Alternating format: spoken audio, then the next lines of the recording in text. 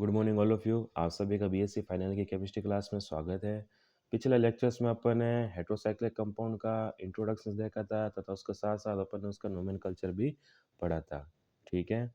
और अब नेक्स्ट अपना टॉपिक था कि पायरल, फ्यूरॉन, थायोफिन और पीडीन के जो मॉलिक्यूलर ऑर्बिटल के जो डायग्राम है और उनकी जो एरोमेटिसिटी है, उनके लक्षण देख रहे थे कि जो थायोफिन है उसके अंदर जो सबसे ज़्यादा रेडियोनेंस ऊर्जा होती है, क्योंकि थायोफिन के अंदर जो एस परमाणु है उसके क्या है, विद्युतता सबसे कम है। ठीक है। और उसका जो सल्फर के जो डी ऑर्बिटल है उसके वो भी क्या देते हैं, अनुदान में योगदान देते हैं इस वजह से।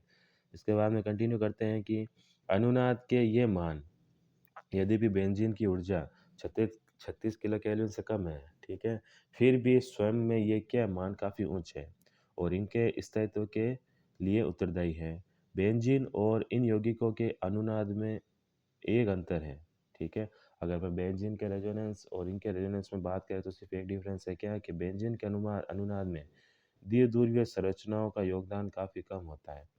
ठीक है। मतलब डाइपोलर जो स्पीशीज होती है जो हेट्रोसाइक्लिक कंपाउंड के अंदर मौजूद है, ठीक है, तो द्विध्रुवीय संरचनाओं का योगदान काफ़ी कम होता है, लेकिन विषम चक्रीय यौगिकों के अनुनाद में द्विध्रुवीय जो संरचना है, ठीक है, जो कि रेजोनेंस के दौरान जनरेट होती है, ठीक है, तो उसका योगदान काफ़ी होता है। ठीक है। जबकि बेंजीन में जो पोलर स्पीशीज बनती है, मतलब जो चार्ज डेवलप होता है रेजोनेंस के दौरान रिंग के अंदर, उसका बेंजीन के रेजोनेंस स्ट्रक्चर्स के अंदर कंट्रीब्यूशन इतना नहीं होता जितना कि हेट्रोसाइक्लिक कंपाउंड्स के अंदर होता है। ठीक है। अब अपन यहाँ पर इसका रेजोनेंस के स्ट्रक्चर देखते हैं। ठीक है। तो देखिए एक्स या तो एन एच हो सकता है या ओ हो सकता है या एस हो सकता है। ठीक है। तो सबसे पहले जो रेजोनेंस स्टार होता है वो इसके लोन पेयर होते हैं, उनके पास नाइट्रोजन, ऑक्सीजन और सल्फर के पास में, वहाँ से वो क्या करेगा, रिंग के अंदर देगा। ठीक है। रिंग के अंदर जैसे ही ट्रांसफर हुए तो जो डबल बॉन्ड है वो नेक्स्ट की ओर खिसक जाता है। एक्स के पास क्या आता है, पॉजिटिव चार्ज, क्योंकि इसने रिंग को क्या है, रेजोनेंस के लिए इलेक्ट्रॉन डोनेट किए हैं। ठीक है। और डबल बॉन्ड जब शिफ्ट होगा तो जहाँ से डबल बॉन्ड शिफ्ट होता है उस पोजिशन पे क्या आ जाता है, ठीक है, नेगेटिव चार्ज, मतलब डबल बॉन्ड बैक साइड में आ जाएगा और जहाँ पे इसके हेलोजन के जो लोन पे ट्रांसफर हुए हैं उस पोजीशन पे क्या जाता है, नेगेटिव चार्ज आता है। ठीक है। नेक्स्ट देखिए जो रेजोनेंस स्ट्रक्चर है, ठीक है, जो नेगेटिव चार्ज के जो इलेक्ट्रॉन है वो वापस से आगे मूव करते हैं।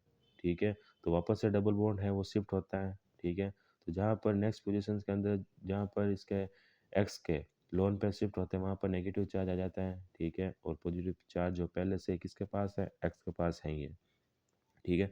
तीसरी कंडीशन में क्या होता है कि जो जहाँ पर नेगेटिव चार्ज के मतलब लोन पेयर हैं वो वापस से क्या करते हैं, मूव होते हैं।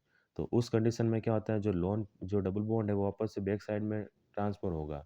ठीक है। और जो हेलोजन मतलब जो भी एक्स के जो लोन पेयर थे वो वापस से राइट साइड के अंदर आ जाते हैं डबल बॉन्ड के विपरीत दिशा में। ठीक है। इस प्रकार ये जो लास्ट वाली स्ट्रक्चर है वो दोनों तरीके से हो सकती है। ठीक है, पॉसिबल हो सकती है अकॉर्डिंग टू रेजोनेंस। ठीक है। तो हेट्रोसाइक्लिक कंपाउंड की जनरल रेजोनेंस की बात करें, ठीक है, तो जनरल रेजोनेंस की जो स्ट्रक्चर होती है वो इस तरीके की होती है। एक नंबर में आपको काफ़ी बार पूछी जाती है, ध्यान रखिएगा। वलय का प्रत्येक परमाणु क्या होता है, sp2 संकरित अवस्था में है, अतः वलय एक समतुल्य संरचना के रूप में है। ठीक है। इनमें 4n+2 पाई इलेक्ट्रॉन अर्थात 6 पाई इलेक्ट्रॉन मौजूद है। देख लीजिए 6 पाई इलेक्ट्रॉन है, 4 तो डबल बॉन्ड वाले और 2 क्या हो गए, लोन लोन पेयर वाले। ठीक है। तो 4n+2, ठीक है, पाई इलेक्ट्रॉन है तो 6 पाई इलेक्ट्रॉन है, इस वजह से ये क्या होती है, एरोमेटिक होती है। ठीक है। तो 6 पाई इलेक्ट्रॉन साइक्लिक रूप से क्या है, विस्थानीकृत होते हैं, ये हकल नियम की पालना करते हैं। ठीक है। 4n+2 पाई इलेक्ट्रॉन होना ही क्या है, हकल रूल है, इस वजह से हकल नियम की पालना करती है, अतः एरोमेटिक तत्व के लिए आवश्यक शर्तों को भी पूरा करती हैं। ठीक है। इसी कारण से ये योजक क्या होते हैं, अभिक्रिया कठिनाई से देते हैं, योगात्मक अभिक्रिया। ठीक है। एडिशन रिएक्शंस क्या देते हैं, बड़ी ही डिफिकल्टी से देते हैं। ठीक है। क्योंकि इनके पास क्या होता है, 4m+2 पाई इलेक्ट्रॉन होने की वजह से। ठीक है। और इलेक्ट्रॉन्स नहीं, ठीक है, इलेक्ट्रॉन सब्स्टिट्यूशन जो प्रतिस्थापन अभिक्रिया है, ठीक है, इलेक्ट्रॉन्स नहीं, इलेक्ट्रोफिलिक्स प्रतिस्थापन अभिक्रिया जो अभिक्रिया सरलता से देते हैं, जबकि एडिशन रिएक्शन नहीं देखते। अतः ये यौगिक बेंजीन के बहुत बहुत अधिक क्रियाशील होते हैं। ठीक है।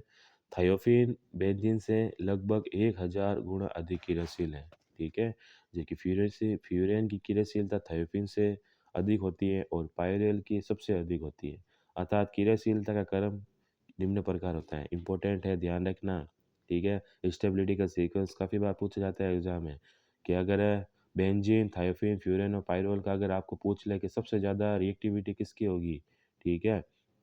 तो सबसे ज़्यादा कौन-सी है? पाइरोल की है, ठीक है? उसके पश्चात फ्यूरेन की है, उसके पश्चात क्या है? थायोफीन की और देन बेंजीन की बारी आती है। इन यौगिकों में एरोमेटिक गुण हैं और इनकी क्रियाशीलता बेंजीन से अधिक है। अतः इन यौगिकों को अपन क्या कहते हैं? अति एरोमेटिक या फिर सुपर एरोमेटिक कंपाउंड भी कहा जाता है, ठीक है? हेटेरोसाइक्लिक कंपाउंड को सुपर एरोमेटिक कंपाउंड इसी वजह से कहते हैं क्योंकि जो इनकी रिएक्टिविटी है वो क्या है, बेंजीन से भी काफ़ी कई गुना ज़्यादा होती है, ठीक है? इस वजह से इनको सुपर एरोमेटिक कंपाउंड के अंदर कंसिडर्ड किया गया है।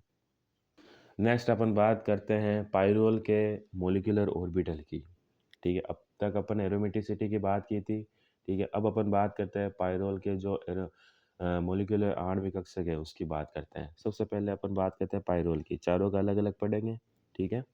कि पाइरोल में कार्बन परमाणु की वलय की संरचना में एक विषम परमाणु नाइट्रोजन उपस्थित होता है तथा इस यौगिक के सभी sp2 कार्बन परमाणु संक्रिय अवस्था में रहते हैं, ठीक है? अपन पाइरोल में देखें तो कार्बन की परमाणु जो कार्बन रिंग है उसके अंदर क्या नाइट्रोजन होता है विषम परमाणु के रूप में उपस्थित है और इस यौगिक के जो सभी कार्बन है वो क्या होता है sp2 हाइब्रिडाइज होता है। ये अपन ने रेजोनेंस के अंदर अभी देखा था। प्रत्येक कार्बन के पास 3 संक्रिय कक्षक होते हैं, ठीक है? जिनमें से प्रत्येक कार्बन के 2 sp2 संक्रिय कक्षक अपने निकटवर्ती कार्बन परमाणु के sp2 संक्रिय कक्षक के साथ क्या करते हैं? अक्षीय अतिव्यापन करके सिग्मा बॉन्ड बनाते हैं, ठीक है? और प्रत्येक कार्बन के पास 3 हाइब्रिडाइज क्या है ऑर्बिट होते हैं, ठीक है? जिनमें से प्रत्येक कार्बन के 2 sp2 संक्रिय कक्षक क्या करते हैं? जो अपने पास वाले sp2 संक्रिय कार्बन है उससे क्या करेंगे? अक्षीय अधिव्यापन करके क्या बना लेंगे? सिग्मा बंध का निर्माण कर लेते हैं, ठीक है? कार्बन परमाणु का एक sp2 संक्रिय कक्षक हाइड्रोजन के 1s कक्षक के साथ अतिव्यापन कर सिग्मा बंध का निर्माण करता है, ठीक है? अगर आप हाइड्रोजन की बात करें, ठीक है? 5 मेंबर रिंग के अंदर देखें तो देखिए कि नाइट्रोजन परमाणु है, ठीक है? अब इसके जो कार्बन मौजूद है वो क्या होता है sp2 संक्रिय कक्षक है, ठीक है? तो ये एक कार्बन परमाणु दूसरे कार्बन परमाणु के साथ क्या है sp2 संक्रिय कक्षक के द्वारा अतिव्यापन करके क्या सिग्मा सिग्मा बंध का निर्माण कर लेगा, ठीक है? अगर हाइड्रोजन से करेगा तो ये क्या करेंगे sp2 जो संक्रिय कक्षक है कार्बन के वो हाइड्रोजन के जो 1s कक्षक होता है, ठीक है? उसके साथ अतिव्यापन करके भी सिग्मा बंध का निर्माण कर सकता है, ठीक है? तो कार्बन-कार्बन के बीच में तो यहाँ पर कौन-सा अतिव्यापन हुआ sp2 ठीक है? और अगर अपन कार्बन परमाणु और हाइड्रोजन की बात करें तो इसमें कौन-सा हाइब्रिडाइजेशन या फिर अतिव्यापन होता है 1s sp2 ठीक है? तो इस प्रकार सिग्मा बॉन्ड मॉलिक्यूलर स्ट्रक्चर होती है पाइरोल की। तो विषम चक्रीय यौगिक पाइरोल में विषम परमाणु नाइट्रोजन का एक लोन पेयर पाई इलेक्ट्रॉन के रूप में क्या होता है डीलोकलाइज्ड होता है। अब नाइट्रोजन के पास क्या लोन पेयर है, ठीक है? ये लोन पेयर क्या होगा रिंग के अंदर डीलोकलाइज्ड होगा जिसके कारण नाइट्रोजन भी sp2 संक्रिय अवस्था में होता है, ठीक है? पाइरोल में 4 कार्बन और नाइट्रोजन में एक असंक्रित पी कक्षक उपस्थित होता है, ठीक है? पाइरोल में क्या 4 तो कार्बन होते हैं और एक क्या होता है नाइट्रोजन होता है और इसके पास क्या होते हैं एक असंक्रित पी कक्षक होता है नाइट्रोजन के पास में, ठीक है? तथा चारों कार्बन असंक्रित पी कक्षकों में एक इलेक्ट्रॉन और नाइट्रोजन के असंक्रित पी कक्षक में एक लोन पेयर उपस्थित होता है, ठीक है? चारों कार्बन के असंक्रित पी कक्षक में, ठीक है? कार्बन के तो असंक्रित पी कक्षक में क्या होगा एक इलेक्ट्रॉन मौजूद होगा और अगर अपन नाइट्रोजन के असंक्रित पी कक्षक की बात करें मतलब जो नॉन हाइब्रिडाइज्ड जो पी ऑर्बिटल है, तो नाइट्रोजन के नॉन हाइब्रिडाइज्ड पी ऑर्बिटल में क्या होंगे? एक लोन पेयर प्रेजेंट है, ठीक है? तो पाइरोल की संरचना पंचकोणीय समतलीय होती है, ठीक है? जिसमें कार्बन और नाइट्रोजन के असंक्रित पी कक्षक समपार्श्विक क्या करते हैं? अतिव्यापन कर आणविक कक्षक का निर्माण करते हैं। मतलब कार्बन के पी कक्षक और नाइट्रोजन के पी कक्षक क्या करते हैं? समपार्श्विक अतिव्यापन द्वारा, ठीक है? एक आणविक कक्षक का निर्माण करते हैं, ठीक है?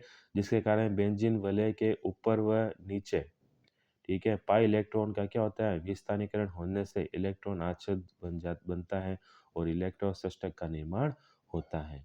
इलेक्ट्रॉन षटक बनने के कारण पाइरोल में एरोमेटिसिटी क्या हो जाती है? डेवलप हो जाती है और स्थायित्व बढ़ जाता है, ठीक है? तो अगर अपन देखें तो पाई नाइट्रोजन के पी ऑर्बिटल के अंदर तो क्या होता है? लोन पेयर होता है और अगर कार्बन के पी ऑर्बिटल होता है उसके अंदर क्या होता है?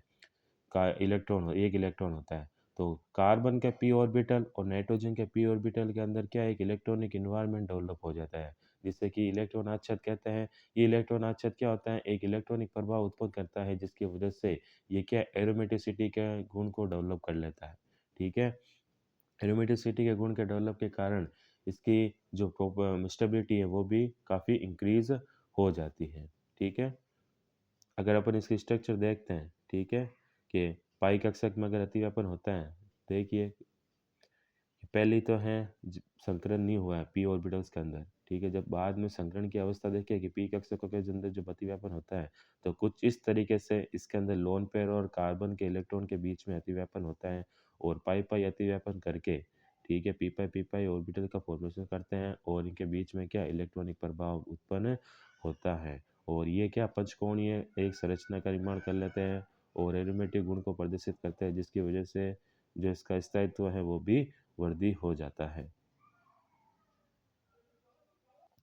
नेक्स्ट अपन बात करते हैं पिरिडीन की, कि पिरिडीन एक 6 सदस्यीय वलय युक्त विषम चक्रीय यौगिक है, जिसमें 5 कार्बन व एक क्या होता है, विषम परमाणु नाइट्रोजन उपस्थित होता है। पिरिडीन अपन ने देखा था 6 मेंबर रिंग थी, जिसमें 5 तो थे कार्बन परमाणु और एक क्या था, नाइट्रोजन परमाणु। ठीक है, पिरिडीन के सभी क्या परमाणु sp2 संकरित अवस्था में होते हैं, और सबके पास क्या होता है, 3 sp2 संकरित कक्षक होते हैं। ठीक है, प्रत्येक कार्बन के 2 sp2 संकरित कक्षक अपने निकटवर्ती कार्बन परमाणु के sp2 संकरित के साथ अतिव्यापन करते हैं, से sp2 अतिव्यापन करके क्या सिग्मा बॉन्ड का निर्माण कर लेता है, ये अपने पहले पढ़ा था। ठीक है, तो पिरिडीन की अगर अपन स्ट्रक्चर देखें सिग्मा बॉन्ड की मॉलिक्यूलर स्ट्रक्चर की, तो कुछ इस तरीके की होती है कि ये हाइड्रोजन के साथ तो 1s sp2 अतिव्यापन करते हैं, संकरण करके सिग्मा बॉन्ड का निर्माण करेंगे, और कार्बन कार्बन अपने बीच में क्या sp2 अतिव्यापन करेगा। ठीक है, और sp2 अतिव्यापन करके एक सिग्मा बॉन्ड का निर्माण कर लेता है। ठीक है, इससे आगे का अपन पिरिडीन का जो टॉपिक है, इसके मॉलिक्यूलर ऑर्बिटल्स के बारे में अपन अगले लेक्चर्स के अंदर डिस्कस करते हैं। Thank you so much.